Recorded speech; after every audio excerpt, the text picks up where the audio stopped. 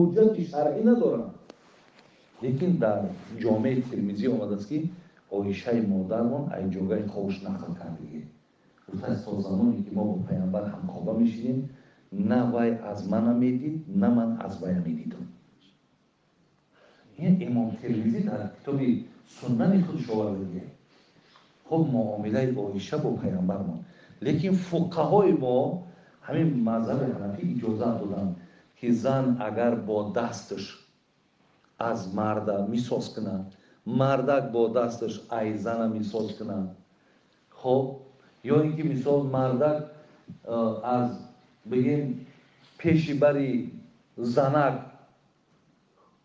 بوسه کنه، اینا هیچی باقی نداره. من زور میاد نمیتونم خیلی بفهمونم، زیرا که این سخنهایی هستن برادر عزیز که فردا اینها را گوش میکنن یگان خیری نمیاده در راستای من شخصا.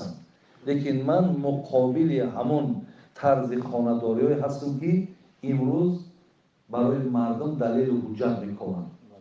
برادرای عزیز همین شیخ سعدی یک شعر زیبا داره، میگه طیران مرغ دیدی؟ میگه وقتی مرغ در آسمان میبینی پریده سای لذت میبری که این من تری پریده بتونم. طیران مرغ دیدی؟ تو زی پایبند شهوت بدر آی تا ببینی طیران آدمیت. تو همین بنده شهوت نشه رنگ همون پرنده تن پرواز میکنی.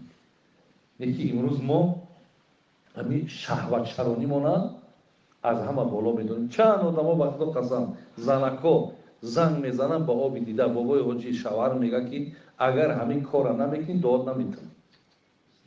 من چیکار کنم؟ بیننده اگه همین نخواه همین دعای زیبای نازنین به همون چیز سبیلی سرت مانه تا در دهن همون زنک نمیمودش داشته ای گمشه خطم دعاتم به همه باشم هم تری میگم این چی دعا بود است که تو بگی همین کار بکن من تو را دعات میتونم.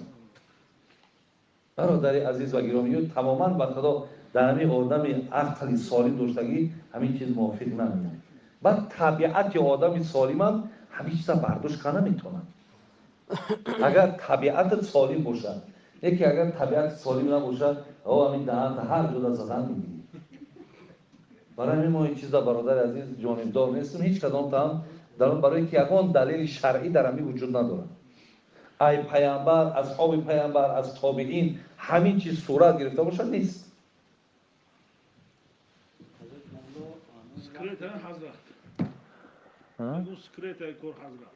خیلی سکرت که همون جاگای خوشه ما او را مقصد